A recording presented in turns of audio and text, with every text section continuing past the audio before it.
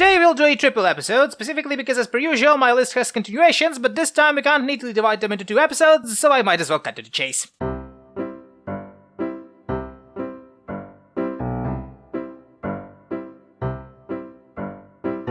A Restaurant to Another World 2 is the continuation of the Restaurant to Another World 1. Every Saturday a door randomly appears in another world. This door leads to a Western restaurant in Japan, and many fantasy creatures use it because the food is so goddamn tasty. Basically, the entirety of the show is what I like to describe as food porn. People eating and describing the process of consuming food in a way you usually reserve to sex scenes. That's all there is to it.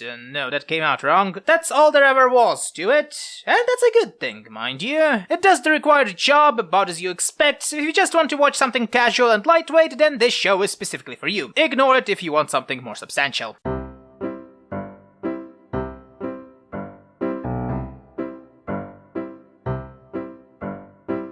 Moving on, the second season of Jobless Reincarnation is out, and it's on par with the first season in style and presentation. Well, okay, the graphics became a bit worse, but it's not bad, it just has that crispy 90s look to it. The second season starts where the first one left off. Rudius, Eric, and Richard travel around the world to return to their hometown and everything that surrounds it. They encounter weird and peculiar people and gain more and more power. That is a good thing. Unlike the Restaurant to Another World, this one does actually require you at least to remember the events of the previous season, so it's best to not start watching the show from here, but other than that, the show is basically a continuation of the first season. It got kinda darker though, as almost every episode now has something sad in it, but it was to be expected.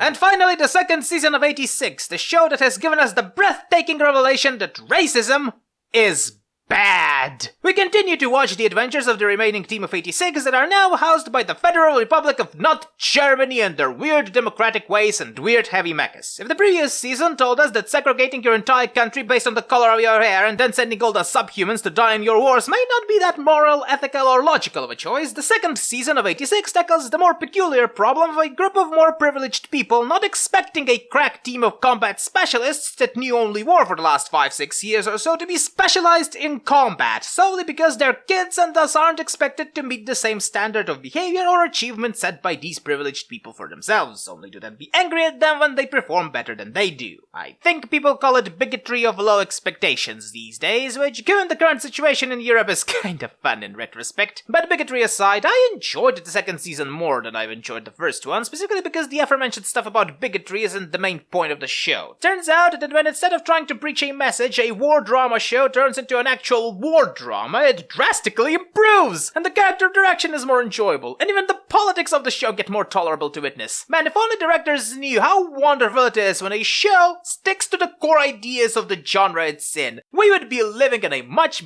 better world, let me tell you. But I digress. Otherwise, not much have changed, since having resolved his brother issues in the previous season, Shin is now left without a purpose, and we watch as he tries gaining said purpose in the only way he knows how. San Magnolia is occupied by Germany in a part humanitarian aid, part making sure they'll pay for their racism, and our heroes that have previously never seen each other have finally seen each other, and that's pretty much it. The music is still somewhat obnoxious, but at least it was used relatively sparingly this time. So yes, my overall impressions of the series have drastically improved. Good for me, I suppose.